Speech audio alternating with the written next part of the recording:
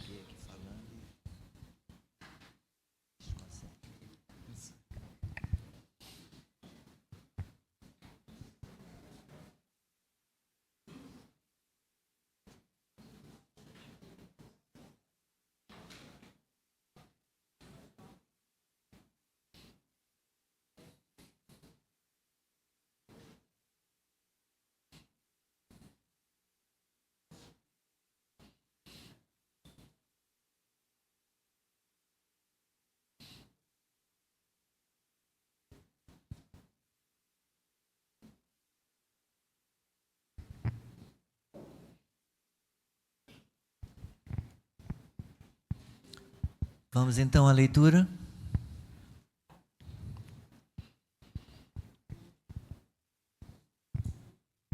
Salmo 1, os justos e os ímpios. Bem-aventurado é aquele que não anda no conselho dos ímpios, não se detém no caminho dos pecadores, nem se assenta na roda dos escarnecedores. Pelo contrário, o seu prazer está na lei do Senhor, e na sua lei medita de dia e de noite.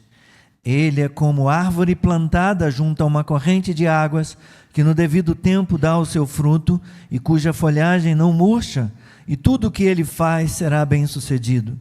Os ímpios não são assim, são, porém, como a palha que o vento dispersa. Por isso os ímpios não prevalecerão no juízo, nem os pecadores na congregação dos justos. Pois o Senhor conhece o caminho dos justos, mas o caminho dos ímpios perecerá. Por que se enfurecem as nações e os povos imaginam coisas vãs? Os reis da terra se levantam e as autoridades conspiram contra o Senhor e contra o seu ungido, dizendo: vamos romper os seus laços e sacudir de nós as suas algemas. Aquele que habita nos céus dá risada, o Senhor zomba deles. Na sua ira, a seu tempo lhes falará, e no seu furor os deixará apavorados, dizendo: eu constituí o meu rei sobre o meu santo monte, Sião. O rei diz: proclamarei o decreto do Senhor. Ele me disse: você é meu filho, hoje eu gerei você. Peça, e eu lhe darei as nações por herança, e as extremidades da terra por sua possessão. Com uma vara de ferro você as quebrará, e as despedaçará como um vaso de oleiro. Agora, pois, ó reis, sejam prudentes, deixem-se advertir, juízes da terra. Sirvam o Senhor com temor, alegrem-se nele com tremor. Beijem o filho, para que não se irrite, e não pereçam no caminho, porque em breve se acenderá a sua ira. Bem-aventurados todos os que nele se refugiam. Seja abençoada a leitura da palavra do Senhor.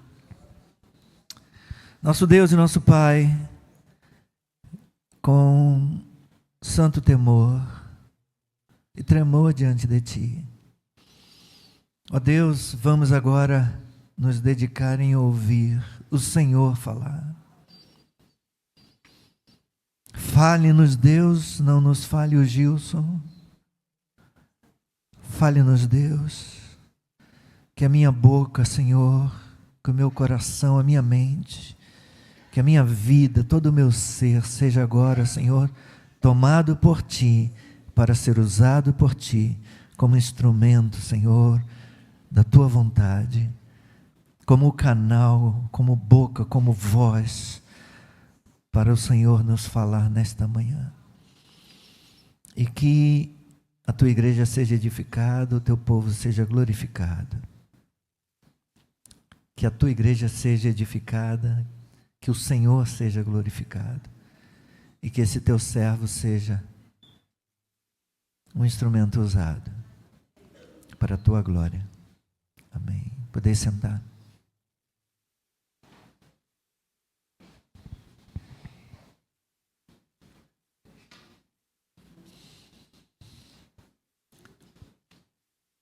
Ambrósio de Milão disse que os salmos são um tipo de ginásio para ser usado por todas as almas, um estádio da virtude, onde diferentes exercícios são praticados, dentre os quais se podem escolher os mais adequados treinamentos para se alcançar a coroa. Que imagem interessante do Ambrósio a respeito do livro dos Salmos. Um ginásio para que todos os santos possam exercitar-se, um estádio da prática e da busca da virtude, onde diferentes exercícios são praticados, pois nos salmos nós podemos aprender a orar, com os salmos nós aprendemos a confiar em Deus, com os salmos nós aprendemos a louvar e bendizer o Senhor, com os salmos nós aprendemos a render graças a Deus. Então, quantos exercícios são praticados, dentre os quais, diz o Ambrósio, se podem escolher os mais adequados treinamentos para se alcançar a coroa, a recompensa, a salvação final, a salvação eterna, a coroa de glória. João Calvino chamou os salmos de uma anatomia de todas as partes da alma. Ele explicou isso dizendo o seguinte: não há sequer uma só emoção sobre a qual sejamos conscientes que não esteja representada aqui no livro dos Salmos como que em um espelho. Nos Salmos nós temos espelhadas diante de nós todas as emoções que conhecemos. Nos Salmos conhecemos tristeza, nos Salmos conhecemos alegria, nos Salmos conhecemos a vontade de pegar alguém pelos cabelos. Como lá o pessoal voltando, né, lá no exílio da Babilônia, Senhor, pega a Babilônia.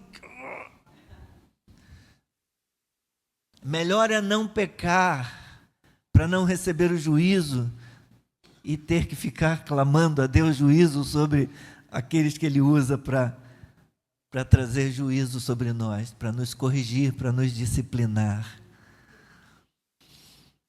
Mas é verdade. Calvino também está certo ao falar sobre os Salmos.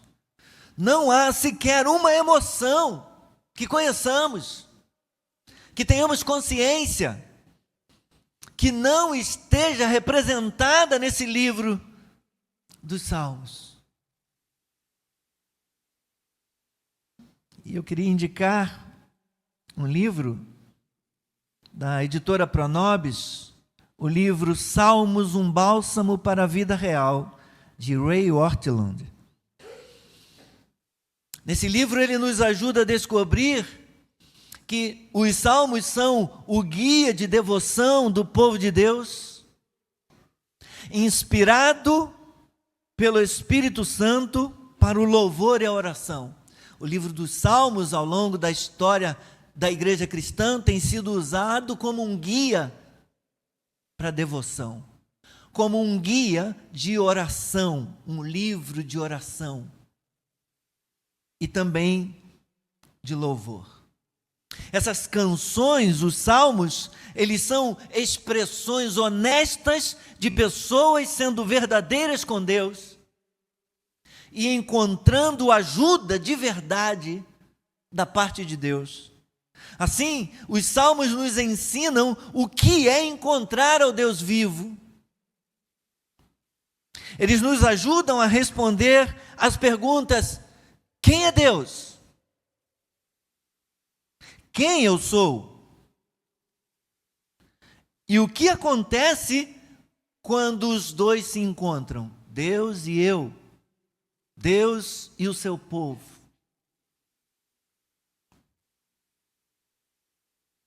Quero falar com você sobre os Salmos 1 e 2, nessa manhã. O Salmo primeiro traz o propósito do livro dos Salmos todo. Funciona como um manual para se ter uma vida bem-sucedida. Isso o Salmo primeiro. Enquanto que o Salmo segundo, ele nos fornece a mensagem abrangente do livro em termos do reinado de Deus, por meio do seu rei messiânico, do seu ungido, daquele que ele escolheu enviar para salvar o mundo. Estes dois salmos, Salmos 1 e 2, eles são uma introdução, como eu disse, para o livro todo de Salmos. Então, nós vemos como que uma moldura de bem-aventurança no primeiro versículo do Salmo 1, que diz: bem-aventurado é aquele que não anda no conselho dos ímpios, não se detém no caminho dos pecadores, não se assenta na roda dos escarnecedores. Até aqui, há uma bem-aventurança no início do Salmo 1, e há uma bem-aventurança no final do Salmo 2.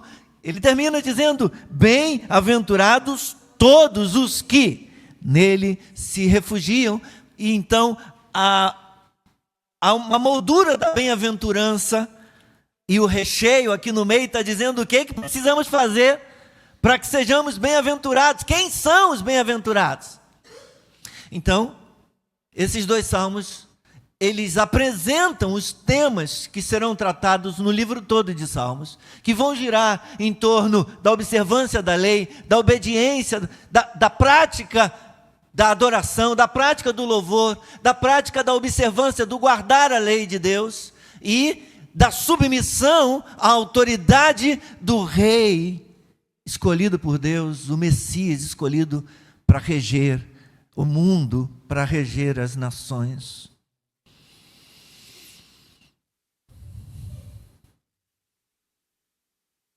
Então, essa moldura ou essa introdução emoldurada pela bem-aventurança no primeiro versículo do Salmo 1 e no último versículo do Salmo 2,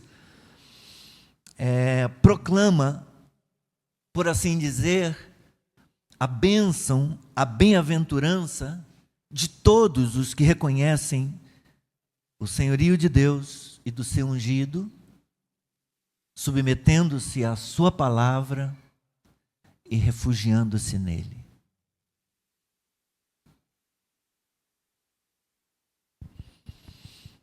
Vamos pensar um pouco sobre o Salmo 1. Um guia para a vida pessoal. Versículos 1 a 3 diz: bem-aventurado aquele que não anda no conselho dos ímpios, não se detém no caminho dos pecadores, nem se assenta na roda dos escarnecedores. Pelo contrário, o seu prazer está na lei do Senhor, e na sua lei medita de dia e de noite. Ele é como árvore plantada junto a uma corrente de águas, que no devido tempo dá o seu fruto, e cuja folhagem não murcha, e tudo o que ele faz será bem sucedido. Aqui nesse Salmo 1 já teria essa primeira moldura aqui de bem-aventurança, de bênção, separando o que está sendo tratado a respeito do justo, começando com a bem-aventurança e terminando com a bem-aventurança. Bem-aventurado é sinônimo de bem-sucedido, de abençoado. Eu queria falar um pouquinho sobre essas palavras. Quando Moisés se preparava para passar o bastão para Josué, na condução, na liderança do povo de Deus, ele reapresentou a lei para o povo de Israel. Não é uma nova edição da lei, mas é uma recordação da lei, é uma repetição da lei. Moisés então faz isso, ele repete a lei para o povo de Israel. E dessa maneira, Moisés lembrou os israelitas da aliança de Deus com eles e das implicações da aliança para a totalidade da vida deles na terra. Moisés coloca diante deles duas opções para o futuro: juízo ou bênção. Deuteronômio 27 e 28, capítulos 27 e 28.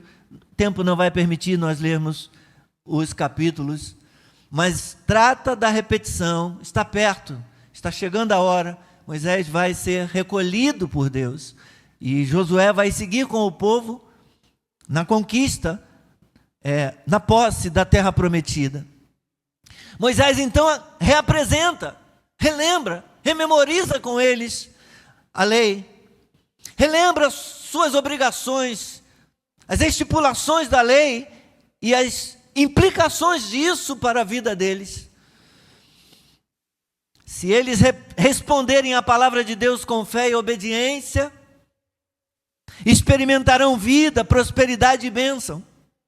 Se responderem com incredulidade e desobediência, a consequência disso será que enfrentarão morte, destruição e maldição. Deuteronômio 30, versículos 11 a 20.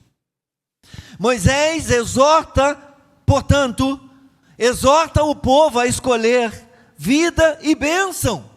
Exorta o povo a empenhar-se para obedecer ao Senhor.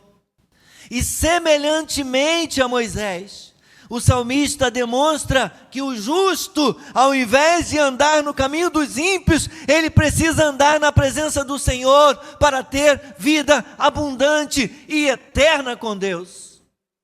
Enquanto que os ímpios enfrentarão o juízo e estarão no juízo final, separados de Deus, e herdarão a condenação eterna. E é interessante que, assim como a lei de Moisés, a Torá, é dividida em 5 livros: Gênesis, Êxodo, Levítico, Números e Deuteronômio, o livro dos Salmos também é dividido em 5 partes, em 5 porções. A primeira vai do 1 ao 41. Não sei se você já prestou atenção nisso.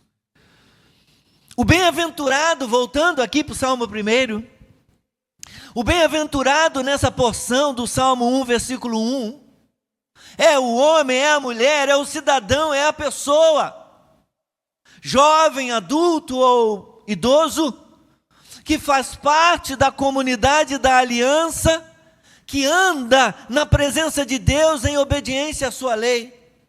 Essa pessoa é chamada de justa.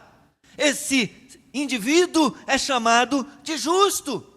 Ele tem o seu prazer na lei do Senhor e medita nela todo dia. Por isso, ele é comparado a uma árvore saudável. Comparado a uma árvore frondosa. Eu juntei saudável com frondosa. É comparado a uma árvore saudável, viçosa, vigorosa. A uma árvore em plena fase de produção de folhas novas. Estão renovando as folhas, estão surgindo novos brotos, está produzindo frutos. Assim é mostrada a vida da pessoa, do indivíduo, da pessoa em aliança com Deus, que vive em obediência à palavra, observando a palavra de Deus e debaixo do governo de Deus, da autoridade de Deus. Essa árvore é colocada aqui como uma metáfora. Os salmos são poesia. É uma metáfora na qual a árvore é símbolo da vida bem-aventurada.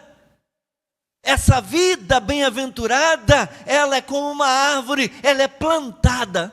Isso mostra uma imagem de resistência, uma imagem de firmeza na sua raiz. Ela não vai ser arrebatada como palha quando soprar o vento, porque ela tem raízes aprofundadas, porque ela é firme, porque ela tem resistência, ela está plantada. Ela é plantada junto a uma corrente de águas. Isso aponta para o suprimento. Assim como a árvore absorve a água da corrente de águas, o justo sorve, ele bebe a instrução do Senhor. Essa árvore dá o seu fruto no devido tempo.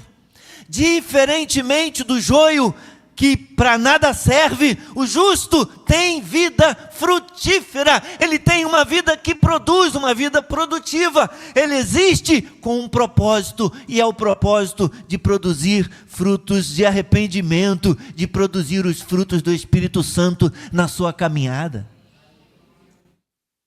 Ele é bem-sucedido.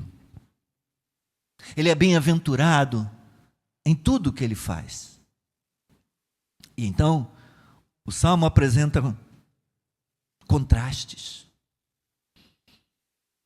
Versículos 4 a 6. Os ímpios não são assim. Ele apresenta o contraste entre os justos e os ímpios. Nós vemos aqui dois tipos de pessoas, já falamos dos justos. Nós vemos aqui dois tipos de conduta, já falamos da conduta do justo diante de Deus e diante da sua lei, diante da sua palavra. O Salmo contrasta dois caminhos: o do justo, que é o da obediência e submissão a Deus, e o do ímpio, que é o da desobediência, da rejeição à palavra de Deus. Ele contrasta dois destinos, o do justo e o do ímpio. O do justo é a salvação, é a sua habitação final com Deus. Ele estará na congregação dos justos diante de Deus, simbolizado aqui na congregação dos justos. Os ímpios não são assim. Os ímpios não são assim prósperos. Os ímpios não são assim abençoados. Os ímpios não são assim firmes. Os ímpios não são assim alimentados na correnteza das águas, na correnteza, no rio que corre de Deus, no rio que corre da palavra de Deus. Mas como são os ímpios então? Eles são como palha que o vento dispersa. Em agricultura, o nome disso é joeiramento. Já ouviu falar em joeiramento? Joeiramento é o método usado por agricultores no processo de separação do trigo da palha, do grão do trigo da palha. Ele recolhe o trigo e aí numa noite, num dia de brisa, ele joga o trigo para o alto e aí o vento leva a palha leve e fica só o grão mais pesado.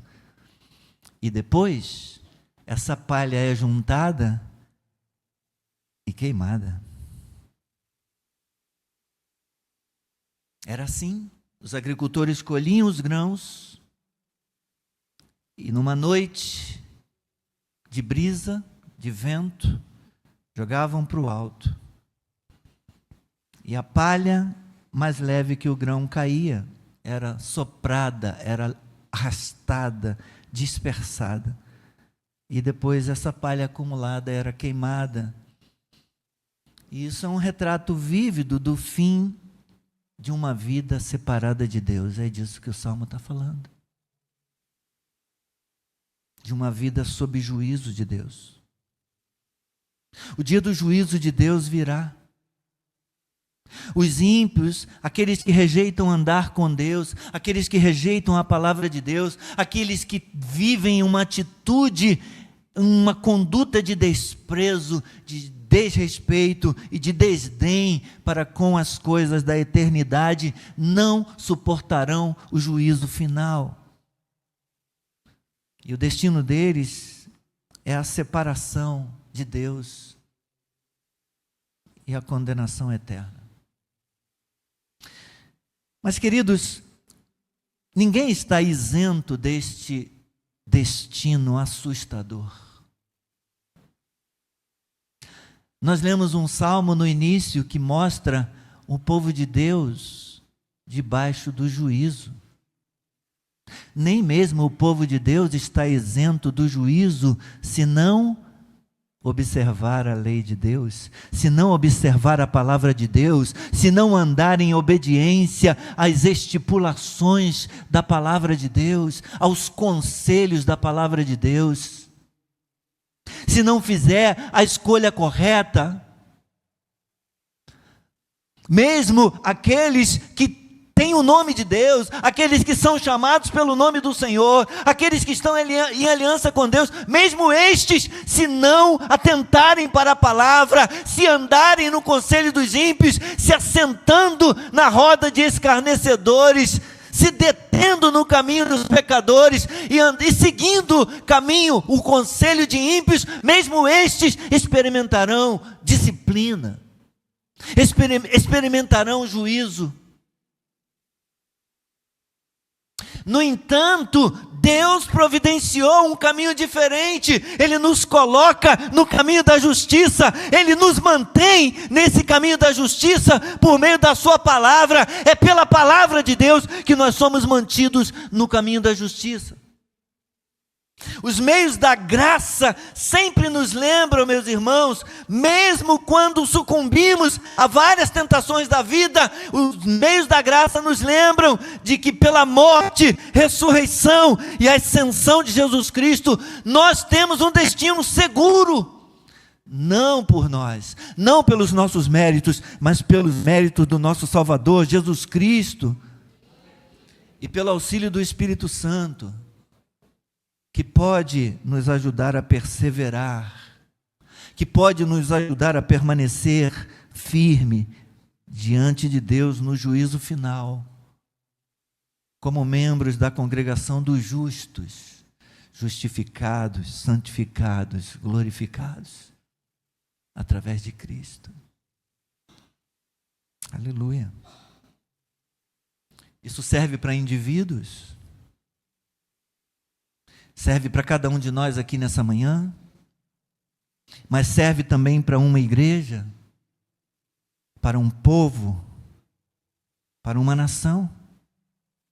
Isso serve para autoridades, serve para governantes, serve para líderes de uma nação, de um povo, conforme o Salmo 2 nos mostra. Nos versículos 1 a 3, as nações estão se opondo ao governo de Deus. Estão se opondo ao governo do Senhor, se opondo ao próprio Senhor, se opondo à sua lei, se opondo ao seu plano. O salmista está perguntando: por que se enfurecem as nações? Por que os povos ficam imaginando coisas vãs? Os reis da terra se levantam e as autoridades conspiram contra o Senhor e contra o seu ungido, dizendo: vamos romper os seus laços, vamos descumprir as estipulações da sua lei, da sua aliança, vamos sacudir de nós as suas algemas. Ele quer nos dominar, Ele quer nos controlar, Ele quer nos governar.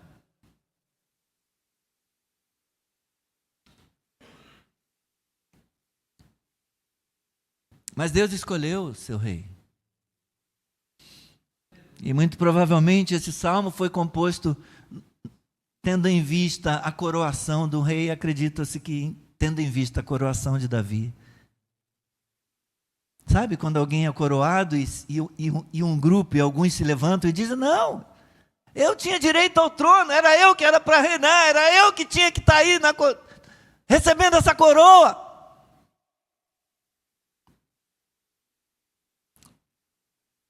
Mas Deus zomba, Deus dá risada, porque Deus escolheu e estabeleceu o seu rei. Podem gritar o que quiserem. Era um grito de independência dos vassalos contra o suzerano. Por quê? Por quê? Está sendo perguntado. Como ousam?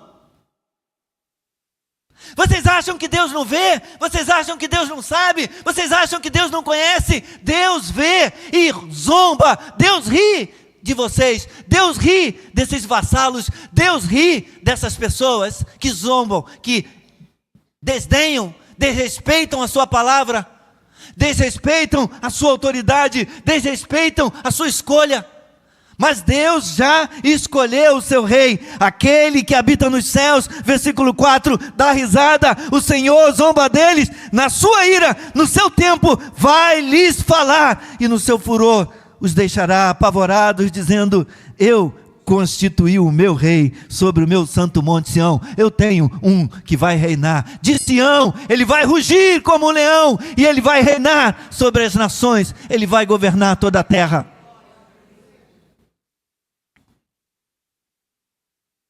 Versículos 7 a 9.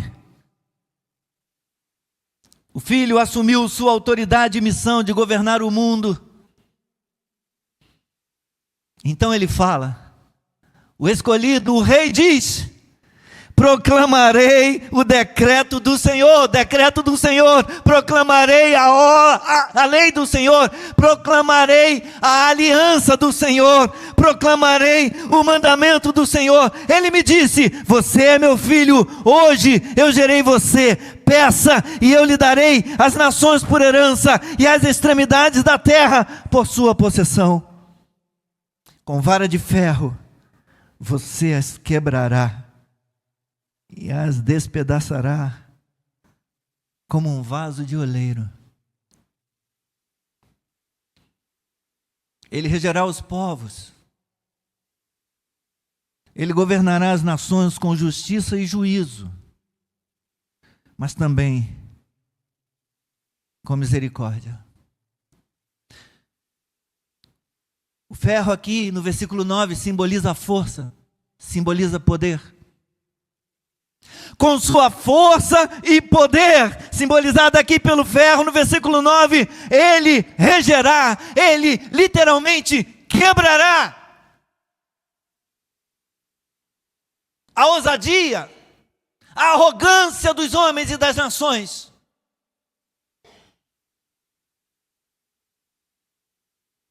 Despedaçará a soberba e o orgulho dos homens, das nações. E ele fará isso como quem quebra cerâmica, como quem quebra vasos de barro. Enquanto o ferro é símbolo do poder, é símbolo de força, do poder e da força do Senhor, desse regente. O vaso de oleiro é símbolo da fraqueza humana, é símbolo da fraqueza dos homens, é símbolo da fraqueza dos reis, da fraqueza das nações. E ele vai despedaçá-los. Ele vai executar o seu juízo. E então vem uma advertência do versículo 10 ao 12. O primeiro cuidado dos reis deve ser adornar a glória de Deus. Falava ontem na consagração. Aos reis de Israel cabia a responsabilidade de possuir uma cópia da lei. Eu fiquei sem retorno aqui. Se puder me ajudar. Em Deuteronômio, está registrado em Deuteronômio 17. Deus fez provisão para que houvesse monarquia em Israel.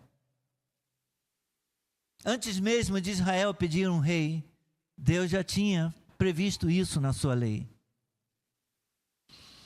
E em Deuteronômio 17, versículos 18 e 19, Deus fala que o rei deveria ser um modelo de devoção e piedade para o povo.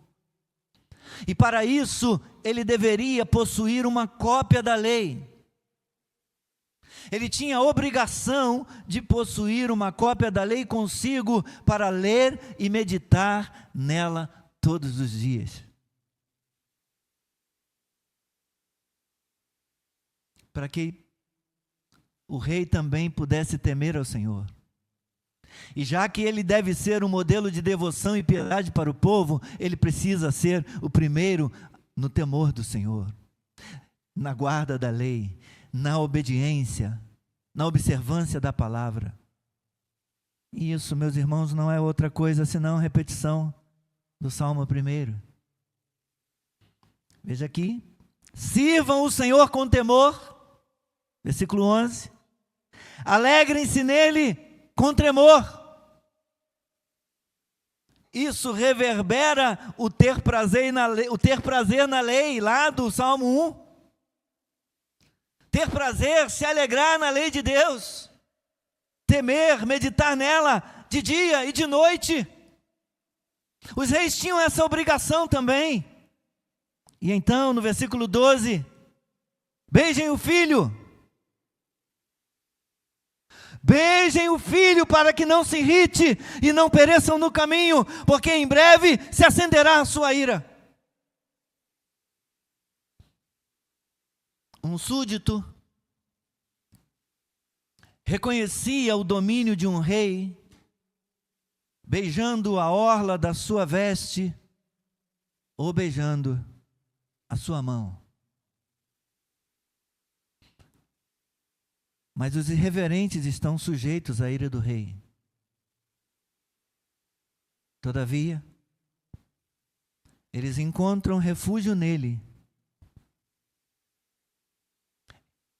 Quantos encontram refúgio nele?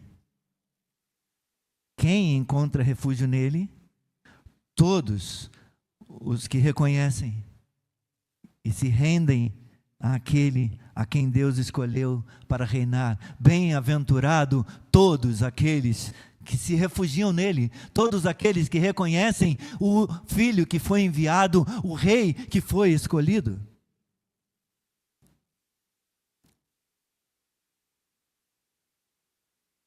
Esse salmo foi aplicado no Novo Testamento, irmãos. Atos capítulo 4, rapidamente, eu já vou terminar.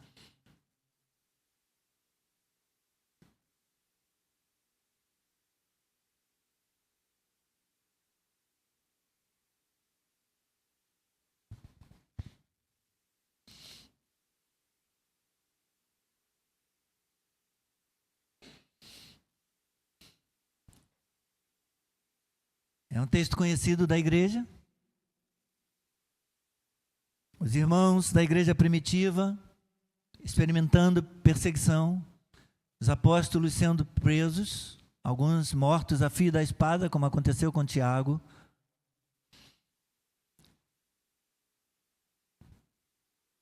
Pedro e João foram soltos, acabaram de ser soltos, e procuraram os irmãos, e contaram para eles o que os principais sacerdotes e anciãos lhes tinham falado. Então, ouvindo o que tinha acontecido, a prisão de Pedro e João e as ameaças que eles sofreram, eles levantaram a voz em oração a Deus. E eles disseram: Tu, soberano Senhor, fizeste o céu, a terra, o mar e tudo o que neles há. Deus soberano é o Deus criador. O que mais que eles dizem a partir do versículo 25 até o 28? Disseste por meio do Espírito Santo, por boca de Davi, nosso pai, teu servo. E aí eles citam o Salmo 2. Porque se enfureceram os gentios e os povos imaginaram coisas vãs. Os reis da terra se levantaram e as autoridades se juntaram contra o Senhor e contra o seu ungido. Eles aplicam isso lá à realidade que eles estavam vivendo, dizendo: porque de fato, nesta cidade, Herodes e Pôncio Pilatos deram nome aos bois. Com quem mais? Com os gentios. E com quem mais? Com gente de Israel. Se juntaram contra o teu santo servo Jesus, a quem ungiste, para fazerem tudo o que a tua mão e o teu propósito predeterminaram. Meus irmãos, tinha gente de Israel, o povo da lei, o povo da aliança, conspirando contra o Senhor, conspirando contra o ungido do Senhor, esquecendo-se das estipulações da lei, esquecendo-se das bem-aventuranças de quem guarda a lei, de quem obedece à palavra, de quem se submete ao governo de Cristo. Não à toa, Judá está no exílio, como lemos no Salmo 137.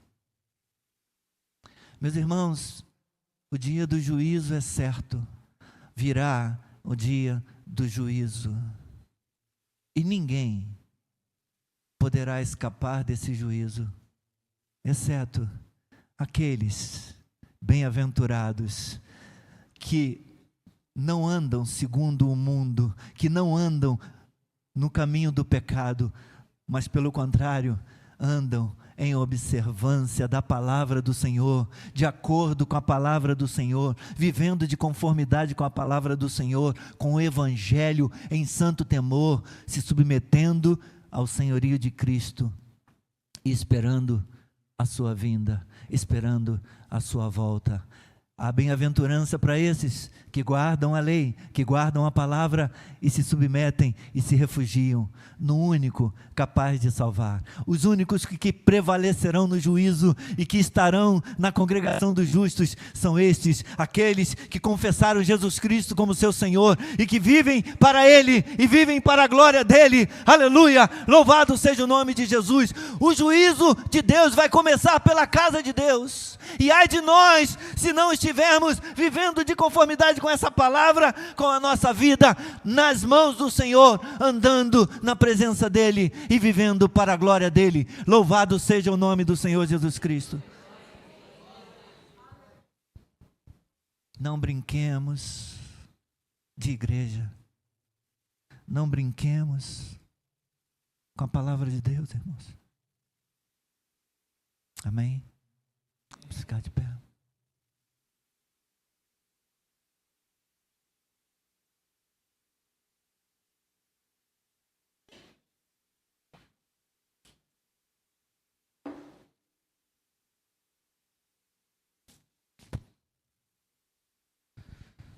E se você entrou aqui nesta manhã e você está andando no caminho do pecado, vivendo do conselho dos ímpios, se detendo no caminho de pecadores, se assentando na roda de escarnecedores, se você tem rejeitado a palavra de Deus para a sua vida, para o seu coração, você está em apuros, mas ainda há esperança para você.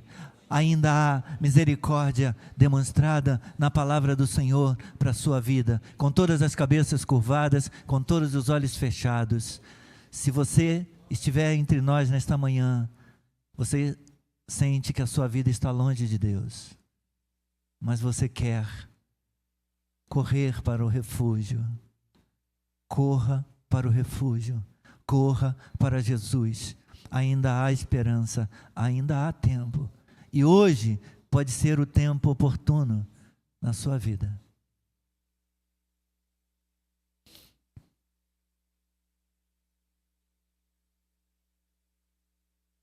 E se você, que já tomou uma decisão por Cristo, que já o reconheceu como seu Senhor, mas por qualquer razão, assim como os reis de Israel, assim como os israelitas têm conspirado contra os preceitos de Deus, têm buscado fazer a tua vontade e não a vontade do Senhor,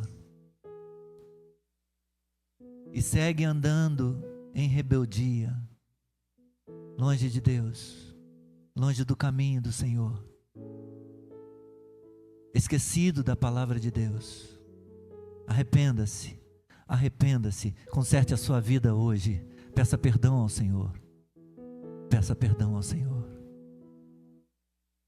porque ninguém escapará do juízo, ninguém se sustentará, conseguirá se sustentar no dia do juízo diante de Deus, se não estiver vivendo uma vida na presença de Cristo, refugiado em Cristo. Obrigado, Jesus. Obrigado, Jesus.